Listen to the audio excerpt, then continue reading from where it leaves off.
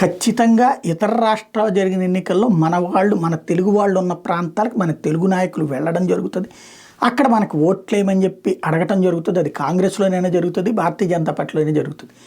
వీళ్ళ వలన అక్కడ ఒక అటెన్షన్ డైవర్షన్కి పనికొస్తుంది. కానీ వీళ్ళ వల్లనే గెలిచింది అనేటువంటి పిచ్చి వార్తలు రాస్తే అది జర్నలిజానికే తీరని అన్యాయం, లేకపోతే జర్నలిజానికే జరిగిన మోసం. ఒకటి రాసుకోవచ్చు, వాళ్ళ పార్టీ వాళ్ళు కార్యకర్తలు చెప్పుకోవచ్చు. ఇప్పుడు మన పవన్ కళ్యాణ్ తిరిగినటువంటి అన్ని ప్రాంతాల్లో భారతీయ జనతా పార్టీ గెలిచిందని, ఇప్పుడు తెలుగు వాళ్ళ దగ్గర చంద్రబాబు తిరిగినటువంటి చోట్లంతా గెలిచింది అన్నటువంటి చెప్పుకోవచ్చు, తప్పులేదు. కానీ అసలు దానివల్లనే అక్కడ భారతీయ జనతా పార్టీ విజయం సాధించింది అనేటువంటిది వెర్రితనం.